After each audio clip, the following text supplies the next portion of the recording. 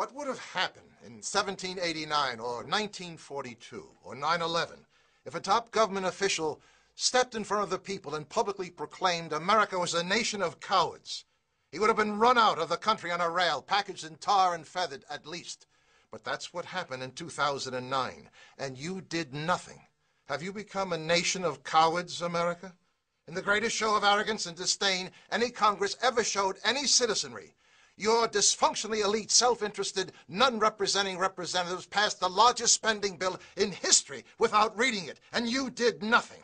You want them to obey your constitutional mandate and secure your borders, and they ignore you. You ask them to enforce your immigration laws, and they ignore you. You say stop the madness of handing $300 billion of a bankrupted treasury to illegal alien welfare, rewarding them for making a mockery of your laws, and they ignore you.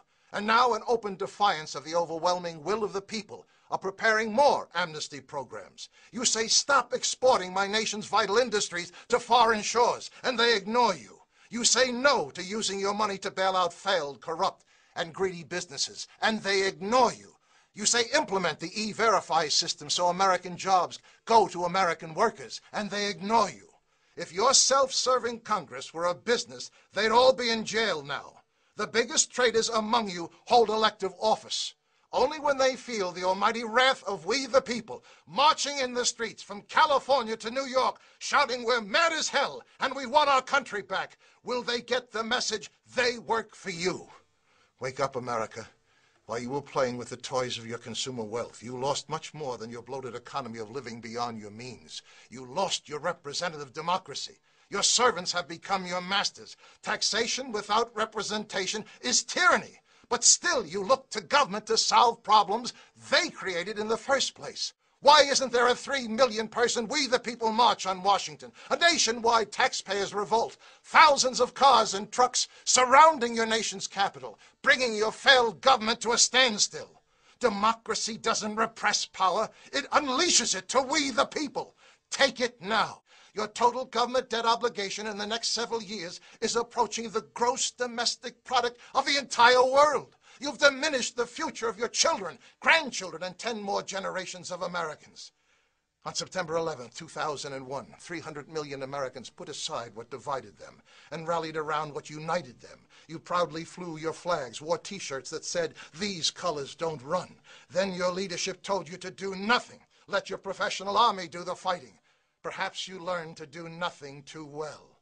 233 years ago, the silent majority in Boston got fed up with taxation without representation and held a little tea party to prove the anger of we the people is on the march. It started the first American Revolution. Now it's time to start the second American Revolution.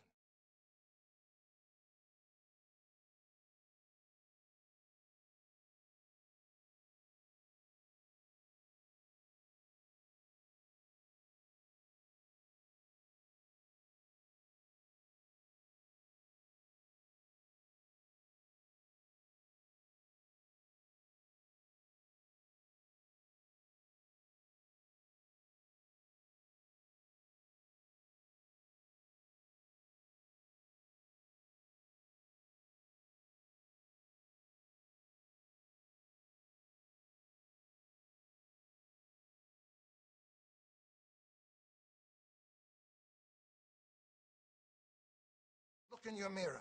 There's your leader. Phone your talk radio host. Call for a tax protest. Set your internet communities on fire with the idea. Take it now.